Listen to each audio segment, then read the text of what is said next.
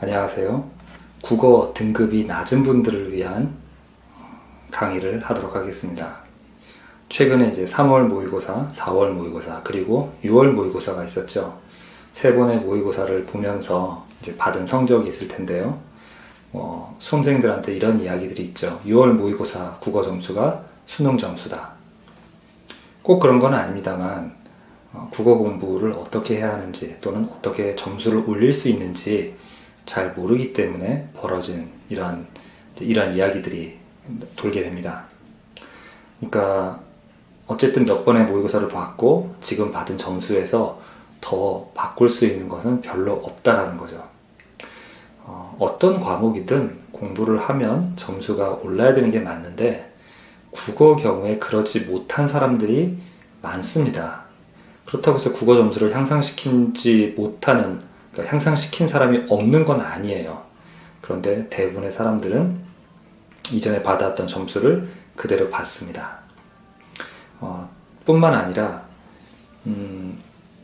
전년도에 수험생이었다가 올해에도 다시 공부하는, 또는 올해에 두 번 이상의 그 시험을 보시는 분들이 있죠. 근데 그분들 중에서 또 국어가 되게 안 되는 분들이 있어요. 그러니까 그런 분들은 정말 6월쯤 돼서, 그러니까 두 번째 6월 모의고사를 보고 있지만 여전히 점수가 올라가지 않을 때 굉장히 답답함을 많이 느낍니다. 그래서 보통 이제 많이 찾아보죠. 그래서 저에게도 이제 찾아오시는 분들이 있고, 또 제 컨텐츠를 보시는 분들이 있습니다. 많이 안타깝기 때문에 제가 이제 어떤 특정 시험 과목을 가르치는 사람은 아니지만, 어쨌든 글읽기, 독해력의 문제가 있다면 제가 갖고 있는 지식 또 경험을 통해서 다른 사람에게 도움이 되기를 바랍니다. 그래서 이제 또 시기가 시기인 만큼 잠깐 좀 설명을 드리고 싶어요.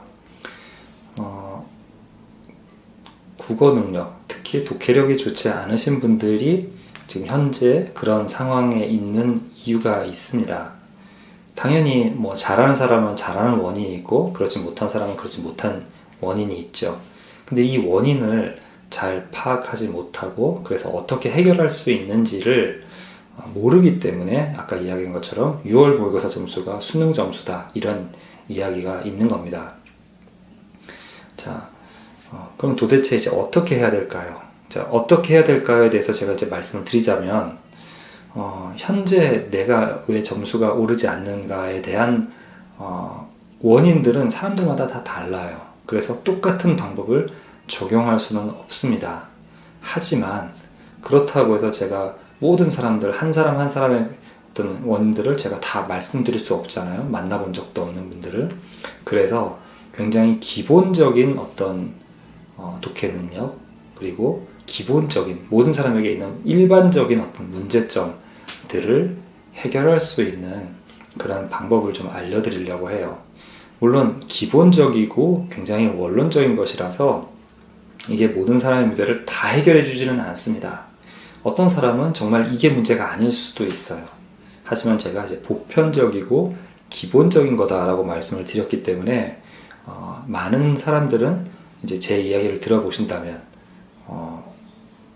내가 저 문제 때문에 저 부분이 극복이 안 되어서 독해력이 잘 안 되고 지문을 읽어도 이해가 잘 안 됐구나, 또는 자꾸 다 잘못된 그 선택지를 답이라고 오해했구나, 이런 것들을 발견하실 수가 있어요. 자, 그러니까 들어보시다가 이것은 나에게 해당되지 않는다라고 한다면 다른 원인을 찾으시면 됩니다. 아시겠죠? 그 수험생들 중에서 이게 워낙 이제 마음 졸이고 하다 보니까 누군가가 이런 얘기를 했는데 나하고 맞지 않는, 내가 지금 현재 하고 있는 것과 다른 방향의 것을 이야기하면 굉장히 예민해하는 분들이 있어요. 근데 방법이나 이런 것들은 여러 가지가 있을 수 있기 때문에 내가 지금 하는 것과 다른 이야기를 어디서 듣는다고 해서 내가 현재 하고 있는 것이 잘못되었다라고 꼭 말을 하는 것은 아닙니다. 자, 그렇기 때문에 그냥 내가 생각했을 때 내가 다른 걸 선택하고 싶어 라고 한다면 그렇게 하면 됩니다. 자, 그래서 일단은 제가 좀 예시처럼, 또는 여러분들이 이제 공부하는 방향을 어떤 식으로 좀 이렇게 잡으면 좋을지에 대해서 제안을 드립니다. 먼저 그 지문을 같이 보면서 좀 이야기를 했으면 좋겠어요. 뭐 특별한 이유가 있는 것은 아니고 이제 문득 한 지문을 이제 제가 선택을 했는데 2017학년도 고등학교 1학년 3월 모의고사입니다.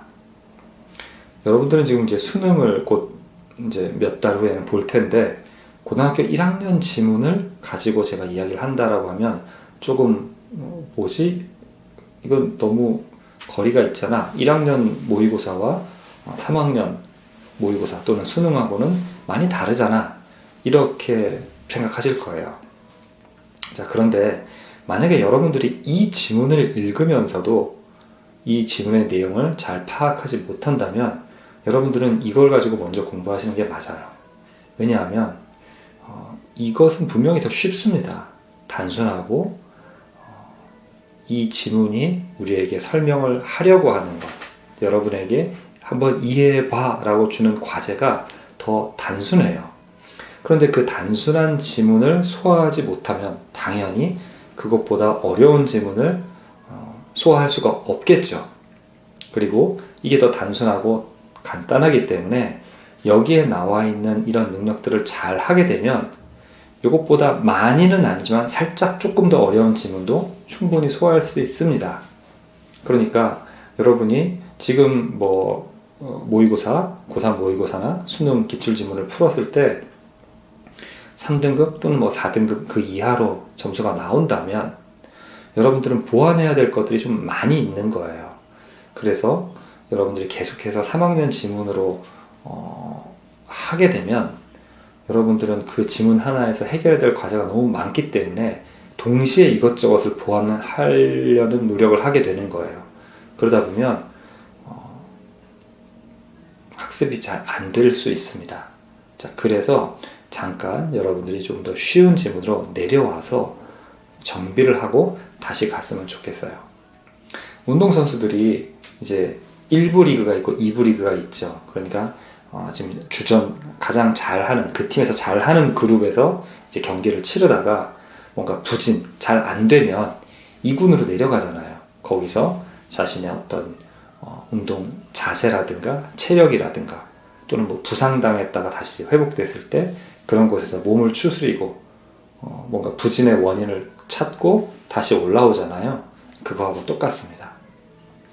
그러니까 물론 이제 언어를 이해하는 과정에 있어서 왜 그런지에 대해서 제가 설명드릴 수 있지만 충분히 설명드릴 만한 것들이 많이 있지만 그런 것들을 좀 그냥 생략하고 이렇게 단순하게 비유로 설명을 드렸습니다.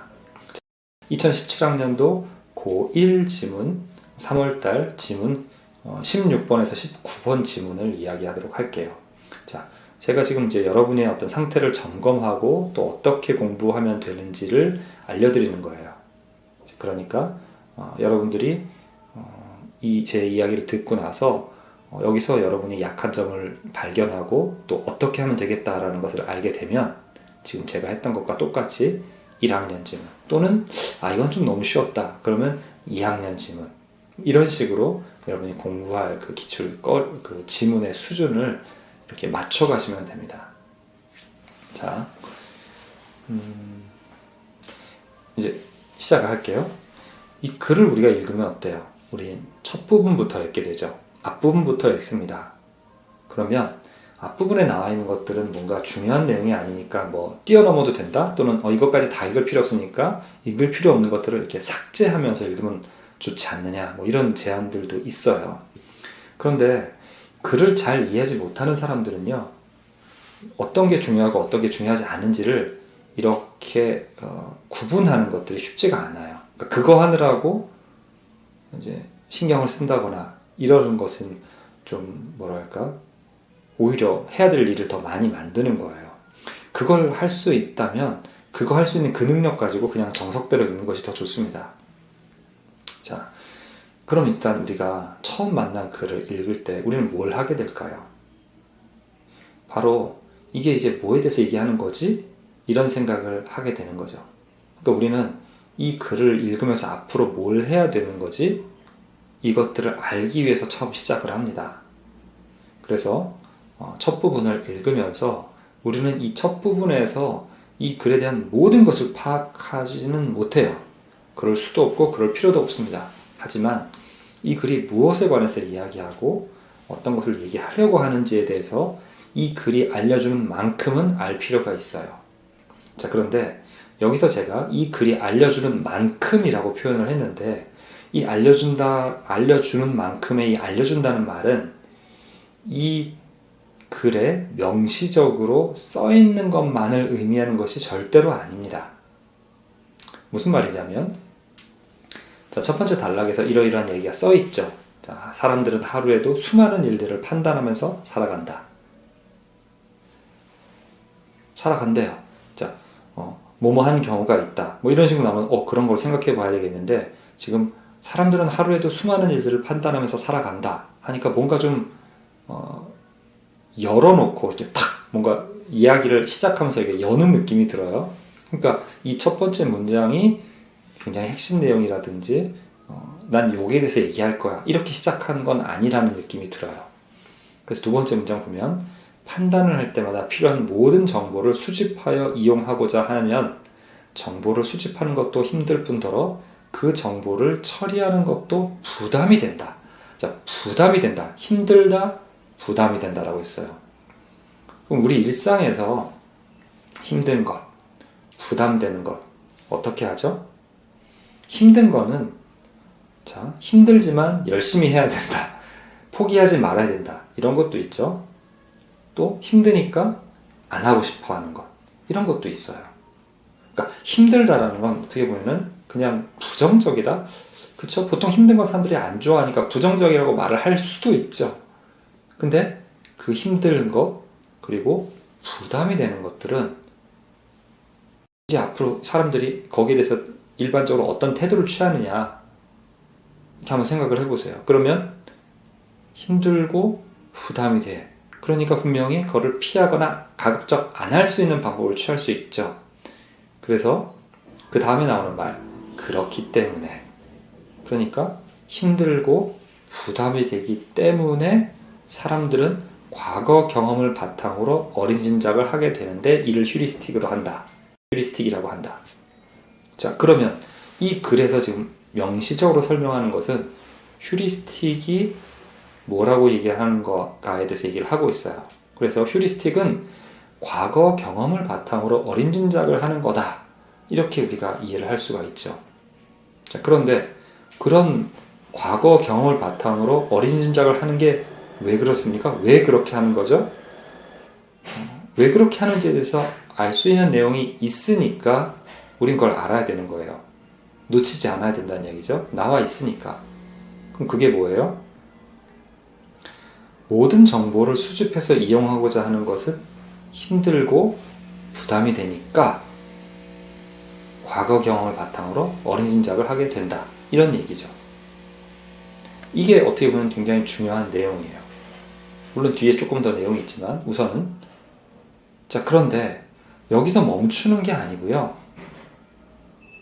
그런 이유로, 즉 모든 정보를 수집해서 이용하고자 하는 것, 그리고 그것을 피하고,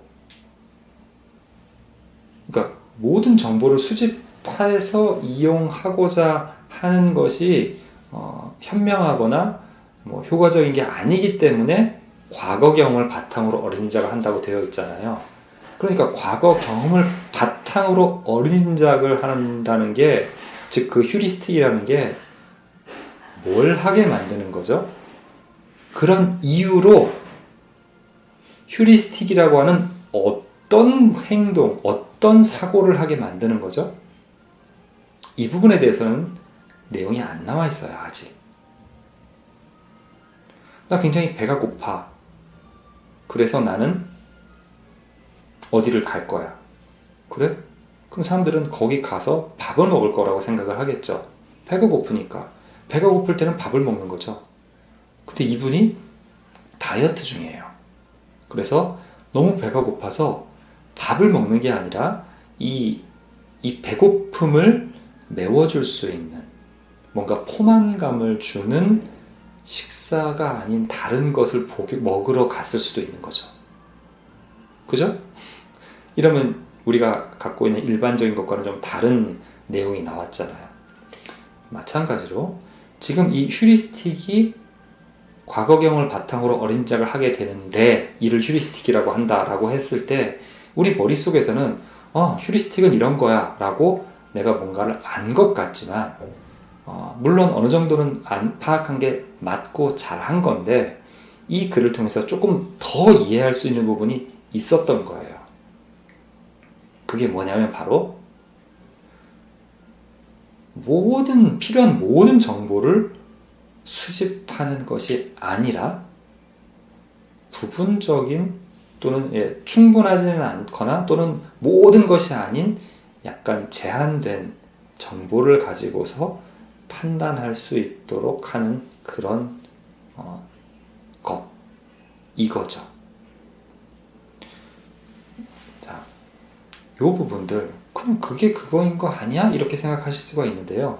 지금처럼 제가 온라인에서 일방적으로 여러분들에게 그냥 설명을 드리는 것, 그러니까 여러분이 실제로 해보지 않고서 제 말을 듣는 것과 여러분이 뭔가를 해내서 저는 지금 이 첫 번째 단락에 이러이러하게 생각돼요 라고 말했을 때 제가 거기에 대해서 이제 뭔가 평가를 하는 것은 굉장히 큰 차이가 있습니다. 그래서 여러분들이 지금 이제 제가 이러이러하다라고 얘기를 했을 때 실제로 여러분들이 이 단락을 읽으면서 어떤 생각을 했는지 그것을 적어놓은 상태에서 제 말을 듣는 것이 굉장히 필요해요. 그래서 난 저건 충분히 할 수 있을 거야가 아니라 난 이렇게 했는데 저 부분은 저 사람이 얘기하는 것보다 그렇게 걱정할 만하지 않게 잘 해냈어. 그러니까 이 부분은 그냥 지나가도 돼. 이렇게 이제 뭔가 확인이 되었을 때는 여러분이 그냥 넘어가도 괜찮아요. 그러지 않다면 여러분은 조금 냉정하게 자신을 돌아봐야 됩니다. 자, 그래서 이제 휴리스틱에 대해서 이 첫 번째 단락에서 휴리스틱은 이런 거다라고 했는데 그것에 대해서 그게 어떤 것인지에 대해서 여러분이 추론한 내용들이 조금 더 얹어져야 되는 거예요. 자, 다시 이제 두 번째 문장으로 돌아가서 판단을 할 때마다 필요한 모든 정보를 수집해서 이용한다라고 했는데 이게 뭘까요? 이 부분에 대해서도 완벽하게 이해를 못한 경우를 제가 만났어요.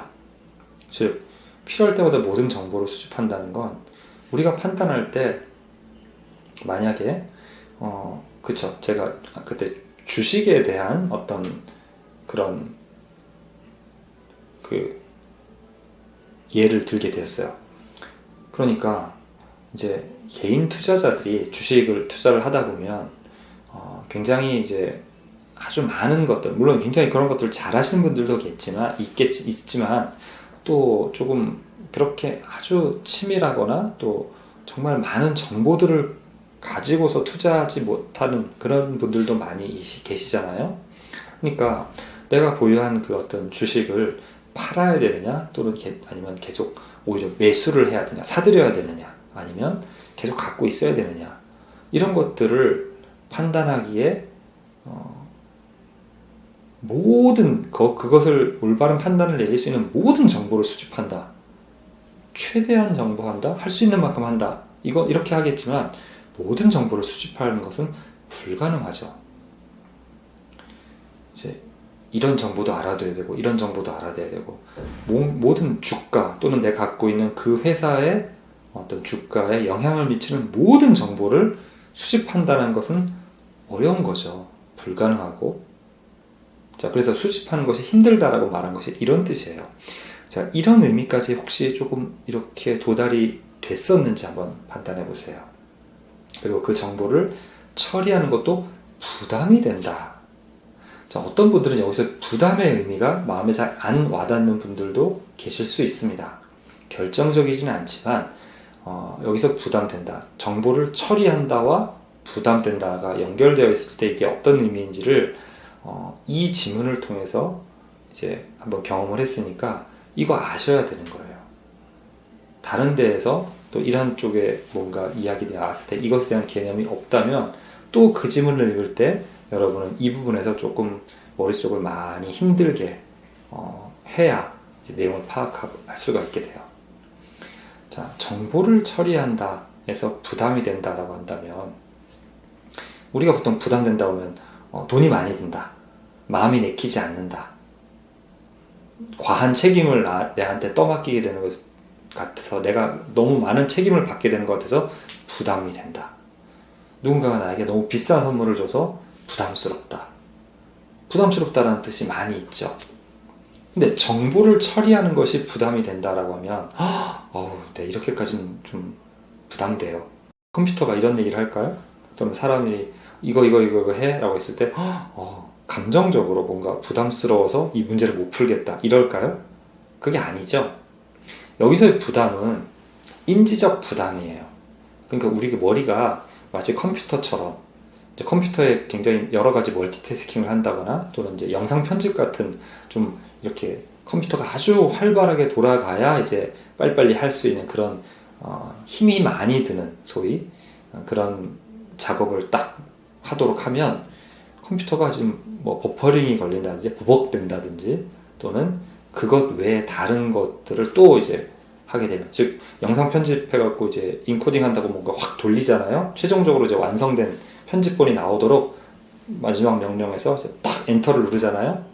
그러면은 그동안 심심한데 브라우저를 켜가지고 인터넷을 좀 할까? 라고 하면 그 컴퓨터가 이제 예전에는 아주 빨리빨리 켜졌던 이 브라우저, 인터넷 브라우저가 더디게 켜지는 경우가 생겨요. 왜요?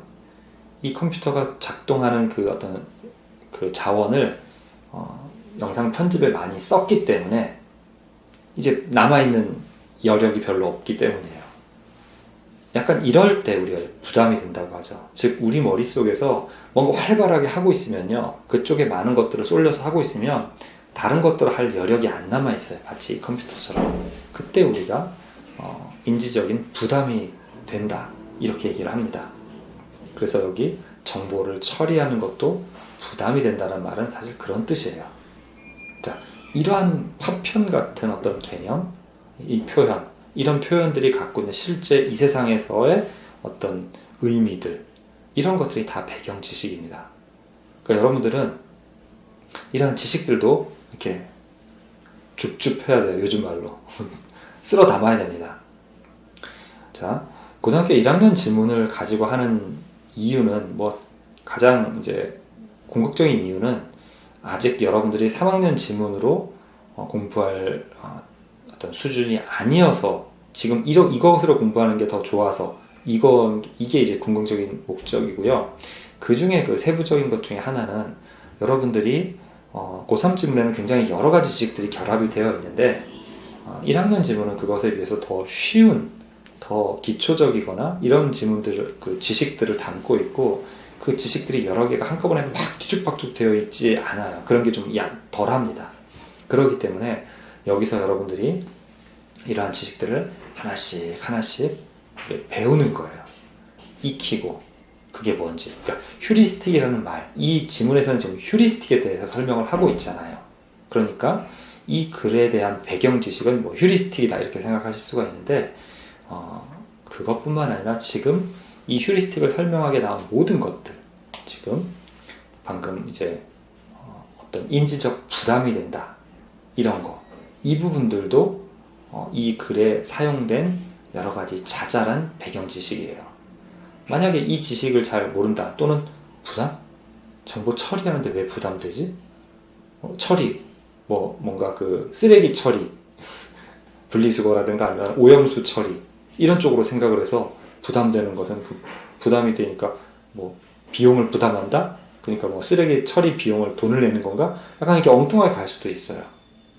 그게 아니라는 것을 빨리 알아차리고 이 부분을 적절하게 이제 이해하고 넘어가는 것. 그러기 위해서는 이러한 지식들이 많이 있어야 합니다.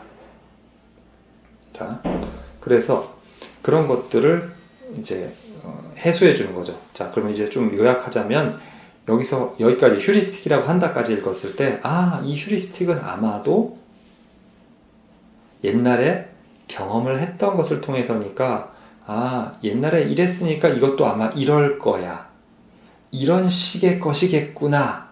그렇게 하면 정말 이게 그건지 뭔지를 생각하기보다 옛날에도 이런 게 있었으니까 이것도 아마 그거겠지라고 하면 일단 약간의 선입견이거나 편견 같지만 어쨌든 그거라고 생각하니까 사력 있게 다 생각하는 것이 아니라 그냥 어떻게 보면 약간 대충 하지만 신속하게 이걸 거야, 이럴 거야, 이렇게 해야 될 거야, 이런 식으로 빨리 파악할 수 있겠구나 라는 생각이 들 수가 있죠.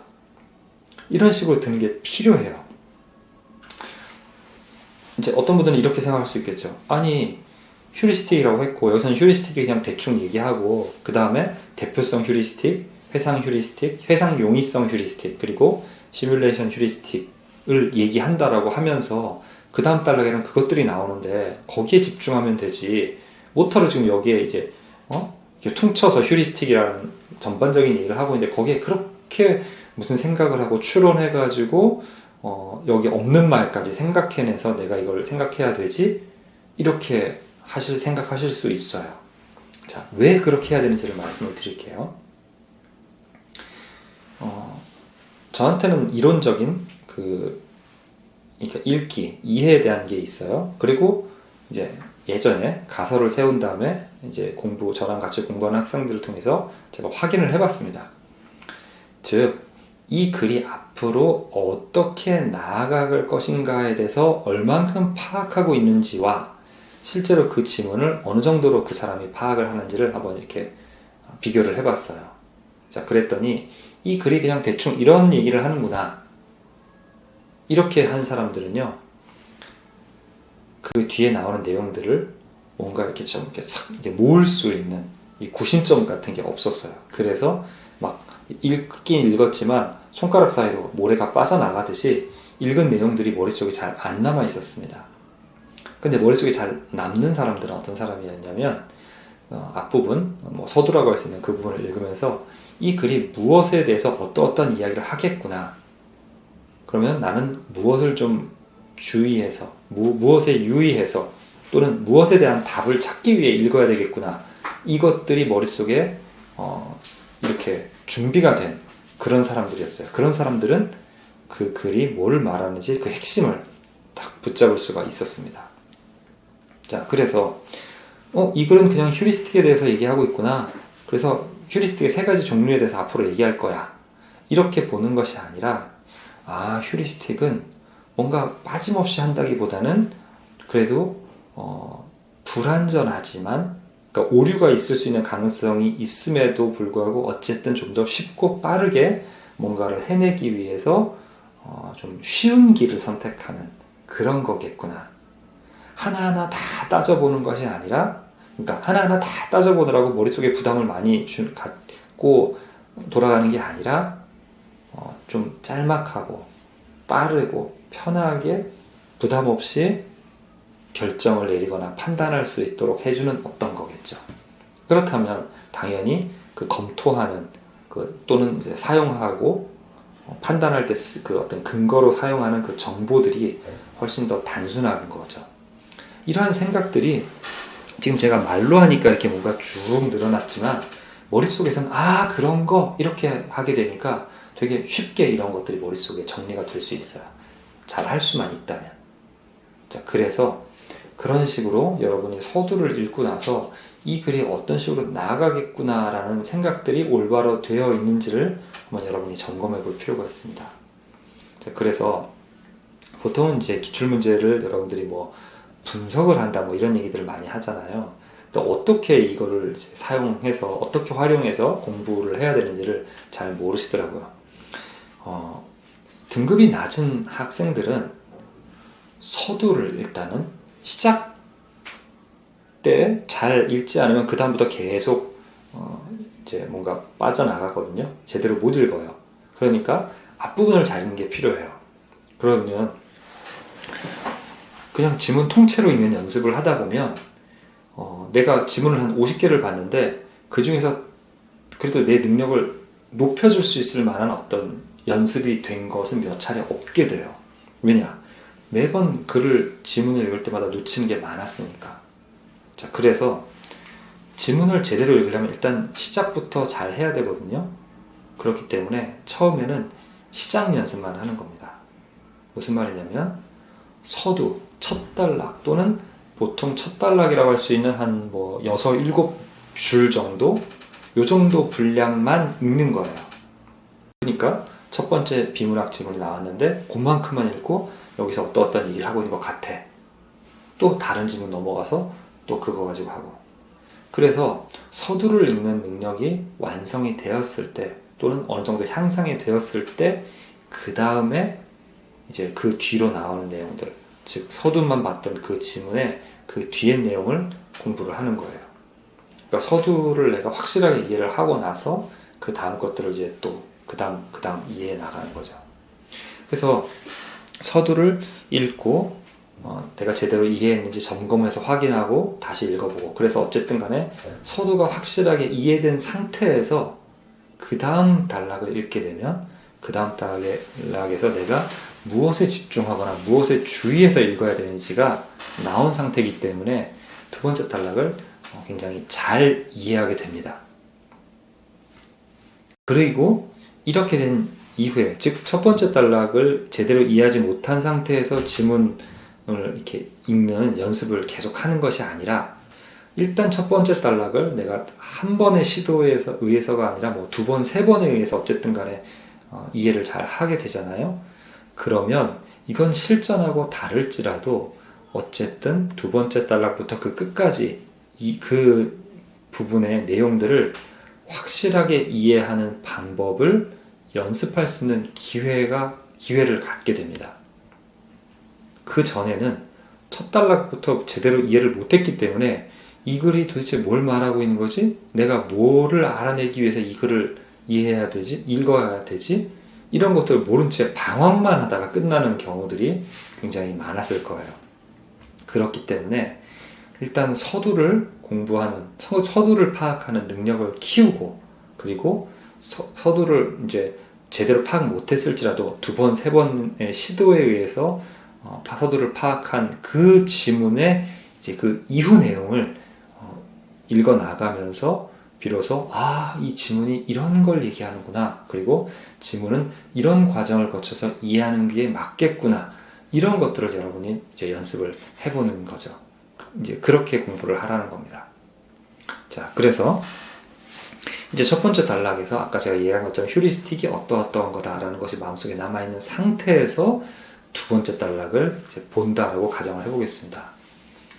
두 번째 단락에 보면 대표성 휴리스틱은 어떤 대상이 특정 집단에 속할 가능성을 판단할 때 그 대상이 특정 집단의 전형적인 이미지와 얼마나 닮았는지에 따라 판단하는 경향을 말한다.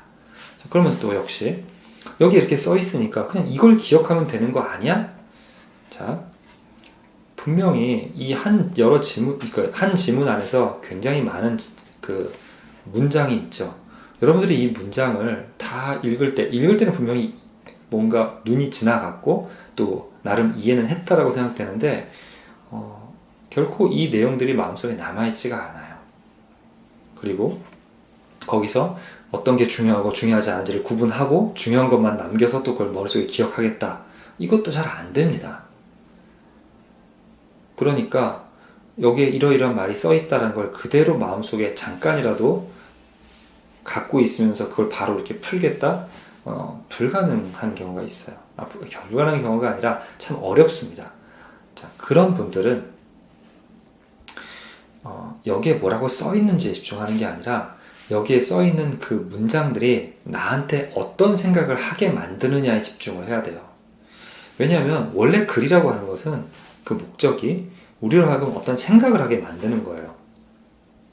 그러니까 비문학 지문은 우리로 하여금 생각해서 이해에 도달하게 하는 목적이 있습니다. 즉 어떤 것에 대한 이해에 도달시키려고 하는 목적이 있는 거죠. 이게 바로 그 글의 이제 화제가 되는 거죠. 또는 중심생각. 그래서 그 화제에 대해서 이러이러하다라고 자기가 얘기를 하니까 이것 좀 이해해봐 라고 하는 거예요. 그걸 하려면 뭐라고 써있는지만 생각하는 게 아니라 그 써있는 걸 보면서 이건 이런 거구나, 이 글이 설명하는 그 어떤 다른 것은 이러이러한 거겠구나, 이런 생각들을 자꾸 해야 돼요. 자, 그래서 아까 첫 번째 단락에서 휴리스틱은 뭔가 과거의 경험을 통해서 좀 단순하게, 좀 혹시 틀릴지라도 그래도 좀 더 쉽게 이런 거겠지라고 이렇게 좀 많은 과정을 거치지 않고 또 많은 부담을 주지 않고 어떤 결론에 도달할 수 있게 해주는 이런 거다라고 생각을 했는데, 대표성 휴리스틱 같은 경우에 그걸 어떤 식으로 해내느냐 이렇게 봐야 되는 거예요. 그러니까 첫 번째 단락 읽었으니까 이해 끝. 이제부터는 이제 두 번째 단락을 이해할 거야 가 아니라, 첫 번째 단락에서 휴리스틱이 이러이러한 거다라고 얘기를 했으니까 대표성 휴리스틱은 어쨌든 휴리스틱인데, 대표성 휴리스틱이라는 휴리스틱은 보통의 휴리스틱 전체에 대해서 얼마나 특별한 부분이 있느냐, 이거를 이제 파악을 해야 되는 거죠. 그래서 보니까 어떤 대상이 특정 집단에 속할 가능성을 판단할 때 특정 집단의 전형적인 이미지와 얼마나 닮았는지에 따라 판단하는 경향이 있다고 했어요. 그러니까 이걸 앞에 걸 같이 생각을 해보면, 대표적인 거는 이러니까 이것도 그럴 거야. 아, 그래. 그러니까 대표적인 어떤 이미지 또는 대표적인 어떤 특성하고 유사하네? 그럼 딴 건 따져보지도 않아도 돼. 왜? 앞에서 말한 것처럼 모든 정보를 따질 필요가 없이, 모든 정보 파악하기 힘들고 부담이 되니까 그냥 대표적인 이미지 하나만, 대표적인 어떤 특성 갖고 있다? 그럼 저거겠네. 이렇게 생각을 하게 되는 거죠. 자, 그래서 키가 198cm인 사람이라면 165보다는 농구 선수일 가능성이 커. 그러니까 농구 선수 아니에요? 농구하지 않아요? 농구 좋아해요? 이렇게 생각을 하는 거죠. 자, 그런데 자, 그 다음에 대표성 휴리스틱에 대한 판단은 그 대상이 가지고 있는 특정 집단의 전형적인 속성에만 주목한다고 했어요. 그러니까 전형적인 것, 그러니까 전형적이지 않은 어떤 특성까지도 고려를 해야 되죠. 그랬을 때 더 확률이 올라가잖아요. 그리고 어떤 집단에 속한 사람이 전형적이지 않은데 그 집단에 속해 있는 경우도 있잖아요. 그러니까 너는 뭐 같지는 않아, 자꾸 이런 사람들 있죠. 그 사람이 어떠한 집단에 속해 있거나 뭘 하는 사람인데 전형적인 그런 사람들과는 좀 달라요. 그러면 틀리게 되잖아요. 그러니까 그런 것들을 생각하면서 대표성 휴리스틱이 이러이러하다고 했는데 그것은 앞에 나온 그 휴리스틱의 어떤 부분하고도 맞는구나, 이런 거죠. 그래서 첫 단락을 통해서 우리는 이제 뒤에 나오는 두 번째, 세 번째, 네 번째 단락에서 나오는 내용들 중에 좀 더 첫 번째 단락과 직접적으로 또는 조금 이렇게 가까이에 있는 내용들이 주목해야 될 내용이다라는 것을 식별할 수 있게 해주는 거예요. 자, 그 다음에 세 번째 단락, 이제 회상 용이성 휴리스틱 보세요. 당장 머릿속에서 잘 떠오르는 정보에 의존하여 판단하는 경향. 그러니까 빨리 떠오르는 거니까, 당장 떠오르는 거, 우선 떠오르는 거 하고 연결을 지어서 생각해 보니까 그렇게 하면 빨리 끝나겠네? 그러면 휴리스틱이 빨리 뭔가 생각을 끝나게 해주는 거라는 얘기를 어디서 했나요? 그게 바로 두 번째 단락에서 나왔었죠. 아니, 첫 번째 단락에서 나왔었죠. 정보를 처리하는 것도 부담이 된다. 근데 부담되지 않은 건 어떤 거예요? 이전에, 그러니까 좀 더 빨리 끝낼 수 있고 부담이 덜 되게끔 해주는 건데, 여기 보니까 당장 머릿속에 떠오르는 거랑 빨리 연결져서 결론을 내려버리니까 부담이 안 생기겠네?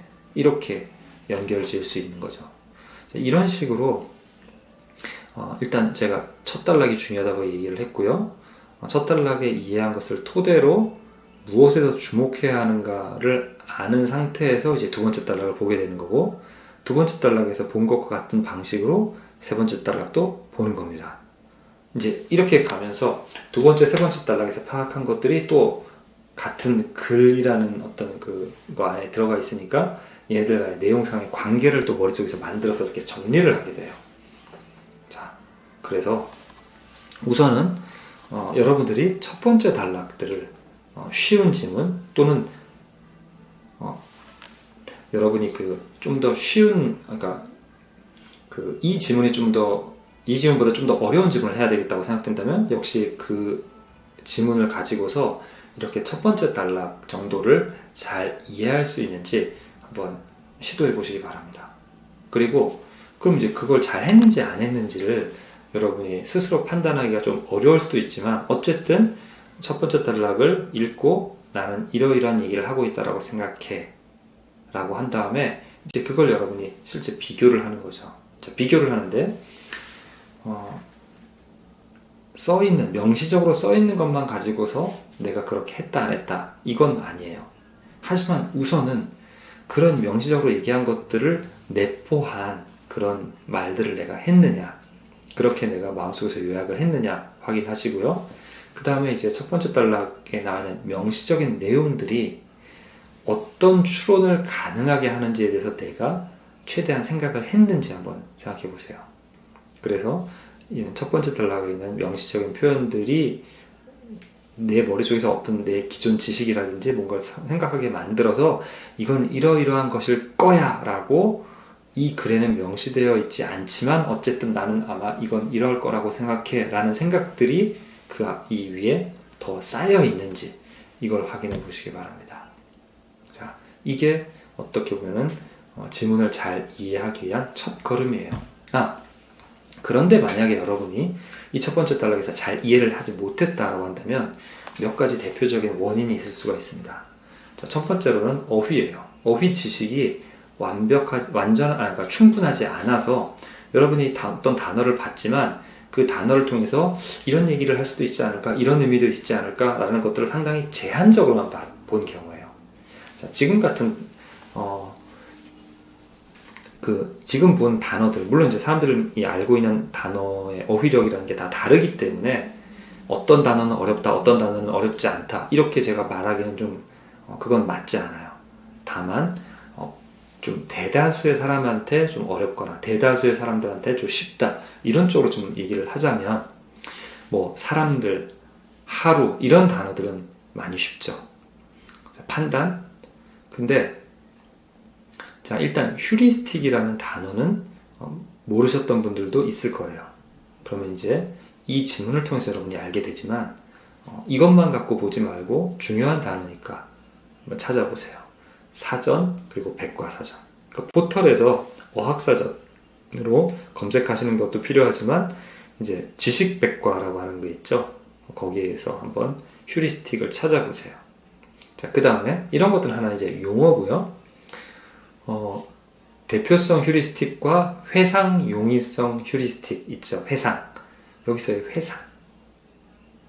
회상을 용이하게 한다. 그러니까 회상이라는 단어와 용이하다라는 단어 각각을 잘 알아야 되고 얘네들이 동시에 두 개가 이렇게 엮여서 연결돼서 사용이 됐는데 이 단어들을 읽었을 때 머릿속에 이 단어들이 뭔가 이런 걸 의미한다라고 볼 수 있는 그것들이 재빠르게 마음속에 표상이 안 됐다면 여러분들은 이 두 단어를 중에 하나 또는 둘 다가 그렇게 친숙하지가 않은 거예요. 즉 충분히 개념을 알지 못하고 그 개념들을 빨리 마음속에서 떠올린 데다가 이 두 단어, 두 개념을 이렇게 섞어가지고 어떤 얘기를 하는 거구나 이렇게 파악하는 능력이 떨어진다는 거죠. 자, 이런 단어들이 있다면 그 단어 학습을 해주세요. 자, 세 번째로는 여러분들이 이런 이해를 하기 위해서 이런 안에 내용들 이런 것들이 머릿속에 이렇게 탁 모여들면 이것들을 처리할 수 있는 용량이 필요한 거예요. 약간 램이라고 하는 것 같은 컴퓨터의 램처럼 이거 이제 작업기억이라고 하는데 이런 작업기억이 낮으신 분들이 있어요. 그러면 이런 분들은 지금 현재 수험생이라면 작업기억 자체를 향상시키려고 애쓰는 것보다 그 작업기억의 부담이 많이 걸리는 어떤 것들을 좀 낮춰줄 수 있는 방법을 찾아야 돼요. 그게 뭐냐면 어휘가 이제 여러분들이 알고 있는 것들이 작으면 이걸 어떻게든 이렇게 뒤지고 볶고 해가지고 맞으면 이게 무슨 소리지? 이걸 이제 찾아내려고 애를 쓰게 됩니다. 그때 부담이 많이 되는 거예요. 그러니까 어휘에 대해서 충분한 지식을 갖고 그리고 그 어휘들의 그 문장을 읽었을 때 그 어휘가 빨리 떠오르도록 자꾸 읽고 사용을 해보게 되면 이제 작업 기억의 폭이 그렇게 넓지 않더라도 여러분이 이런 작업 기억의 많은 부하를 남기지 않는 거예요. 그러니까 우리가 어떤 일에 능숙해지면 덜 피곤하잖아요. 익숙한 일에는 힘도 조절하면서 할 수가 있는데 익숙하지 않으면 힘을 꽉 주고 하고 그거 하느라고 지치죠. 마찬가지로 우리가 능숙해지고 잘 알게 되면 작업 기억 자체가 그렇게 아주 나아지지 않더라도 충분히 다 해낼 수가 있어요. 자, 그래서 어휘 문제, 지식 문제, 그 다음에 작업 기억의 문제가 있는데 이것을 단어나 일반적인 지식을 가지고서 극복할 수가 있어요. 자, 그러니까 일단 여러분들이 만약에 3학년 모의고사를 봤는데 공부가 잘 안 되더라, 점수가 잘 안 오더라 라고 한다면 지금 제가 했던 것처럼 조금 이제 그 공부하는 이 교재 수준을 낮추고, 그리고 아주 기본적인 어떤 단어, 그리고 배경 지식, 그리고 제가 지금 이야기한 서두에서부터 제대로 이해하고 넘어가는 것, 이런 학습을 해나가신다면 도움이 될 겁니다. 감사합니다.